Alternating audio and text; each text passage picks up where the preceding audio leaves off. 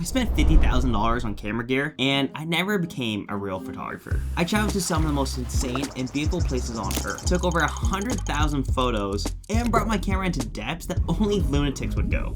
Anytime someone calls me a photographer, I just cringe on the inside, because deep down, I know I shouldn't have that title. This is my story. This really started about 15 years ago with two of my closest friends in high school, Lee and Lewis. Now, Lee got into cameras really early on. And Lewis, well, he bought a camera and never really touched it, then basically let me borrow his for years. Which was a huge mistake for him, because he definitely should have kept that. I went off to study computer science, but I dropped out pretty quickly. And here's the funny part. I actually don't speak Vietnamese, and my parents don't speak English. So I never actually told them I moved home. I just moved home for the summer and then just quietly never left. Eventually, my parents asked my older brother what happened. Thanks for covering me, bro. Anyways, instead of going the classic route of shooting weddings and portraits, me, Lee, and Lewis decided to start a creative studio. Three guys in our early 20s, totally underqualified. I was the photo guy, and I was pretty much figuring everything out as I was doing it. And not even just that, we had next to nothing. I even had to take out a bank loan just to buy my first camera. Between us, we only had 2 cameras and I think 3 lenses, and that was pretty much it. We picked up this tiny apartment as our office, cooked meals there, and barely made enough to make rent. Our combined tax return that year was $16,000 between 3 of us, which covered pretty much just the rent. Our financial strategy was basically, I hope the landlord forgets about us. Now, when we first started, we took pretty much any job we could. I remember shooting a clown at a kid's birthday, and she never even told the parents that was coming. A lot of realty shoots, and we even had a deal with a local sneaker shop that paid us in sneakers. I still have 10 unworn pairs today. We didn't have much, but I remember working like maniacs.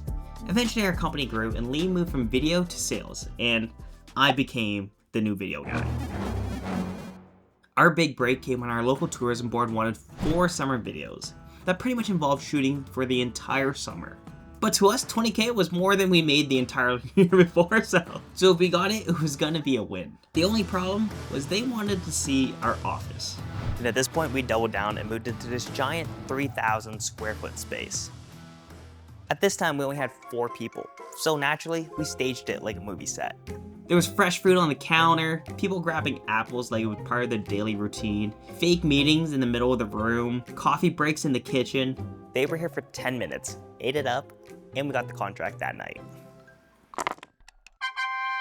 Even to this day, I think that was our best production ever. Now, this is where things get a little bit funky because this was my very first video job. The biggest production we ever had. We promised Sam Kolder level travel videos, and I had 0 editing experience. We had no storyboard, no plan, just had a list of businesses that we were supposed to reach out to. So I sprayed and prayed B-roll all summer long. Beaches, parasailing, jet skis, you name it. Was it stressful? Yes. Fun? Absolutely. But then it came to the editing portion. I ate meals while watching tutorials, staying up till 3 a.m. learning Premiere. And 3 months later, the edits were done. Oh no. Okay, maybe a little bit more than 3 months. Somehow they loved them. Extending the contract to another 14 videos for the next year. And from there, our company kind of exploded. We started working with sports teams, our hospitals, college, documentaries, oil industry, everything. But it was all video work, and photography just became an afterthought. Something I did while traveling and never really shared. Now, just recently, we kind of sunsetted our agency and went all in on software products. One of them is the Welcome platform. It's an AI app that helps newcomers find local resources before moving somewhere. It's cool, it's useful, but it has nothing to do with photography. Which leaves me here.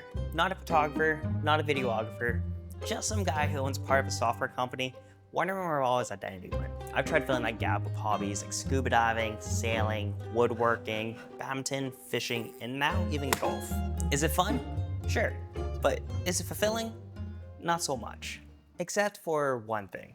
The one hobby that actually shaped who I am. And that, of course, is photography.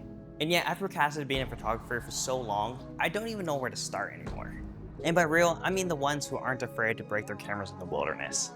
Who aren't afraid to print their own books and share it with the world. The ones that actually live and breathe the craft. Not just shoot 15 weddings in a year and call it done. And if that offends you, I'm sorry, but that's just how I see what a real photographer is. So I'm done circling it. So here's my 4-step stop being a fraud plan. 1. Launch my very first photography website, a proper home for my work. 2. Print and sell limited run photo prints that people can actually hold. 3. Release 1 project photography book every year. And then 4 is growing this channel to have 10,000 subscribers. Because if you're watching this, you're part of the story now too. Now, I don't know if this is gonna make me into a real photographer or not, but after a decade and spending $50,000 on camera gear and even staging my office full of people just to win a video job, I'm finally chasing the thing I wanted to start. Not next year, not when I'm ready, right now. I spent 10 years not becoming a photographer, so let's see what happens if I actually try. And I'm gonna take you guys with me. Until next time, ciao.